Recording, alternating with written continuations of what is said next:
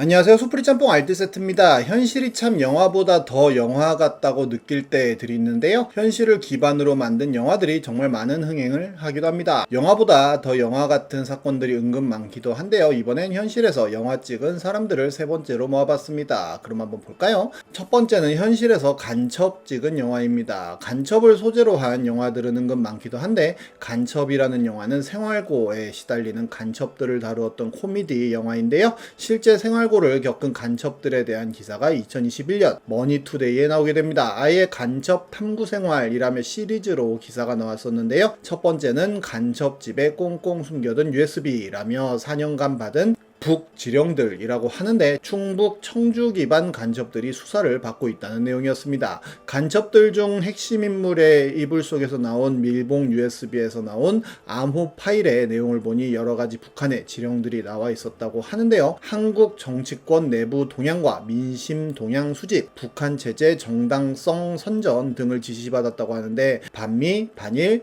여성 혐오를 극대화시키라는 구체적인 지령을 전달하기도 했다고 합니다. 청주공항 F-35A 스텔스기 도입 반대 투쟁도 지령 중 하나라고 하는데요. 그렇게 열심히 간첩질하고 2019년 공작 자금 2만 달러를 받았다고 합니다. 그 외에도 박근혜 석방론을 내세워 사회 전반에 반보수 투쟁 분위기를 위한 사업을 조직해야 한다고도 하고 총선에서 자유한국당을 참패로 몰아넣고 그 책임을 황교안에게 씌워 정치적으로 매장해버리는 것을 기본 전략으로 했다고 한다는데요. 당시 코로나 사태로 온라인전으로 전략이 전환됐다며 유튜브나 SNS를 이용해 여론 공세를 펼치라는 방법도 제시했다고 하네요. 이렇게 충북 청년신문이라는 것을 만들어서 김정은을 받드는 충심이 변함없을 것이라는 기사도 냈다고 하는데 김정은 찬양 기사만 총 45건을 올렸다고 합니다. 그리고 간첩 탐구 생활 3탄을 보면 청주 간첩 돈 쪼들렸나, 식당은 코로나에 폐업, 2천만원 두고 내분도라는 기사 제목이 있었는데 간첩단들은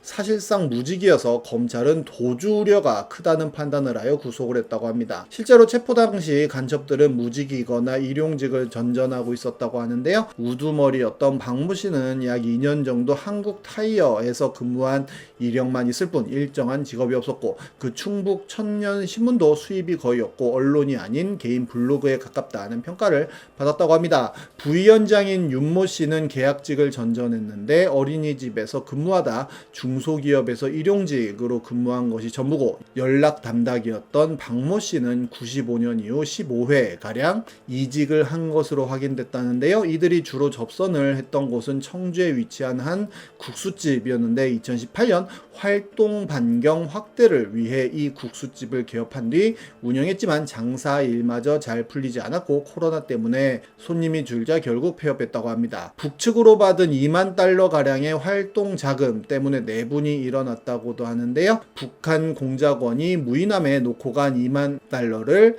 연락 담당 박 씨가 찾아가는 식으로 돈을 가져왔다고 하는데 그중 1만 달러를 박 씨가 마음대로 써서 다른 공작원이 이를 북한에 일러 바치기도 했다고 합니다.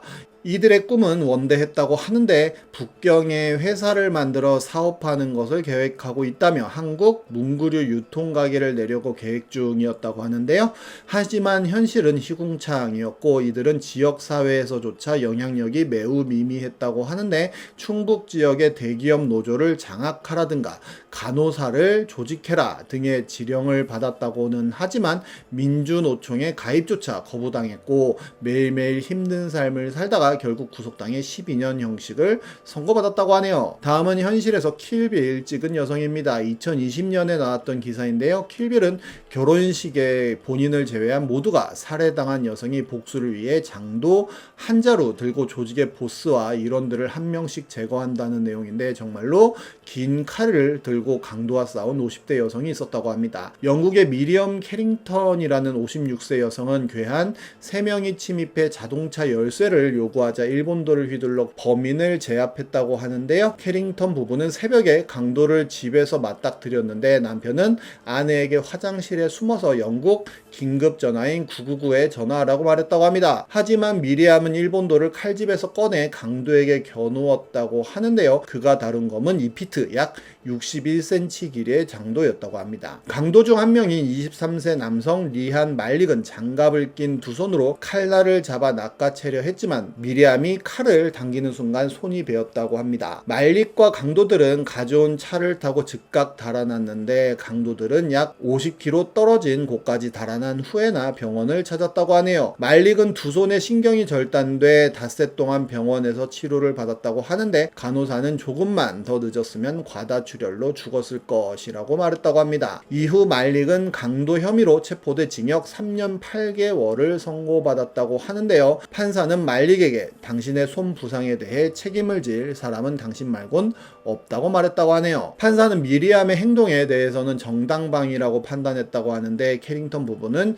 10년 전 일본 문화에 관심이 생겨 인터넷에서 약 10만원 주고 일본도를 샀고 실제로 영화 킬빌을 보고 검을 잡는 법을 배우기까지 했었다고 합니다. 그녀는 강도를 맞닥뜨린 당시를 회상하며 정말 무서웠다고 말을 했는데 칼을 사고 한 번도 사용한 적이 없어 칼날이 그렇게 날카롭다는 걸 몰랐다며 그 바보가 칼날을 잡을 줄은 더욱 몰랐다는 이야기를 했다고 하네요. 다음은 현실에서 터미널 찍은 사람들입니다. 터미널이라는 영화는 프랑스 파리 샤를 드골 공항에서 1988년부터 2006년까지 무려 18년 동안 머물렀던 이란인인 메르한 카라미나세리의 실화에서 모티브를 가져온 작품으로 실화 기반의 영화인데요. 문제는 이렇게 공항에서 생활을 하는 사람들이 의외로 굉장히 많다는 점인데 더 큰 문제는 자식들이 부모를 공항에 버리고 가기 때문이라는 점이라고 합니다. 2018년엔 현대판 고려장이라며 또 하나의 노인학대라는 기사가 동아일보에 나왔었는데요. 효도 관광을 시켜주겠다며 아들의 권유로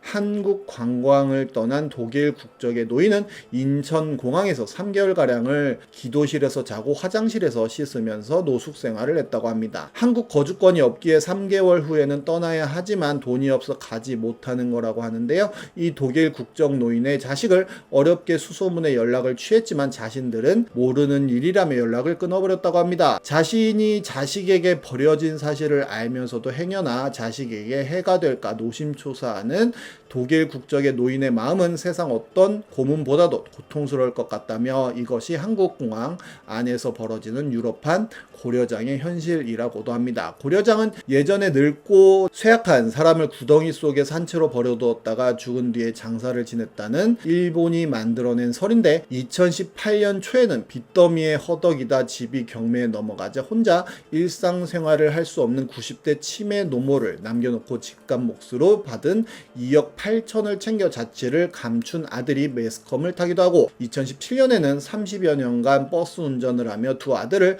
뒷바라지하며 살아온 한 70대 노인이 홀로 기초생활 수급비로 근근히 생활하는 모습이 매스컴에 보도되기도 했습니다. 평생을 뒷바라지한 두 아들과는 소식이 닿지 않고 남은 건 월세 30만인 3평짜리 쪽방이 전부라는데요. 장래는 좀 지내줘라 라는 내용의 편지를 두 아들에게 보냈지만 반송되어 돌아오는 편지에는 원망보다는 그리움이 앞섰다고 했다네요. 이 밖에도 한밤중 자신의 노모를 버스에 버린 채 도망치듯 사라진 중년 여성도 있고 한겨울에 길을 잃었다는데 자식들이 버린 것으로 밝혀진 치매 할머니도 있으며 80대 노모를 필리핀으로 보낸 뒤 어머니가 죽었다라고 거짓말을 해 회사와 주변인으로부터 장례 비용을 받아낸 비정한 아들까지 있다고 합니다. 정말 쓰레기 같은 자식들이 참 많은 것 같네요. 1970년 6월 7일 오후 5시 음악 콩쿨 대회를 사흘 앞둔 9세 신영애 양은 연습을 마치고 귀가 중이었는데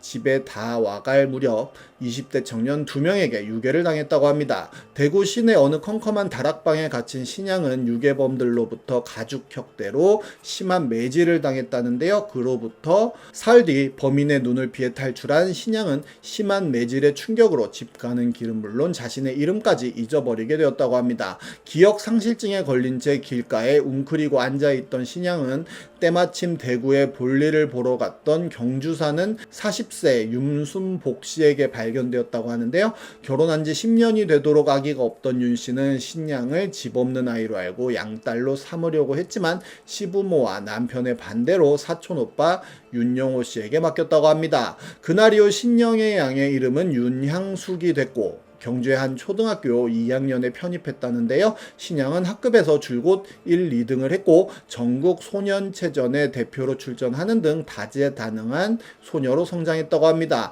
그러던 어느 날 신양은 극장에서 영화 태백 산맥을 보던 중 6.25 전쟁으로 헤어진 어머니와 딸이 20년 만에 극적 상봉하는 모습을 보게 되었고, 이때 갑자기 친어머니와 여동생의 이름이 떠오르면서 잊고 있던 자신의 과거를 생생하게 되살렸다고 합니다. 소녀는 6년 만에 자신을 되찾았다는 생각에 영화를 보다 말고 울음을 터뜨렸다고 합니다. 그 후 신양은 키워준 양부모의 곁을 떠나기 어려워 고민에 쌓인 나날을 보냈고, 양부모는 일기장을 통해 신양의 고민을 알게 됐으며 1976년 3월 22일 고심 끝에 신양을 친부모에게 돌려주기로 한 양부모는 친부모의 집을 수소문해 대구로 향했다고 합니다. 딸을 되찾은 부모는 처음 딸을 알아보지 못했지만 윤 씨의 설명을 듣고 기쁨의 울음을 터뜨리고 말았다는데요. 친부 신 씨는 딸을 길러준 은혜를 잊을 수 없다며 양부 윤 씨와 의형제를 맺고 형으로 모셨다고 말했다네요. 그렇게 기억을 잃은 소녀가 영화 속 한 장면을 보고 기억을 되찾은 기적 같은 사건이었는데요. 때론 현실이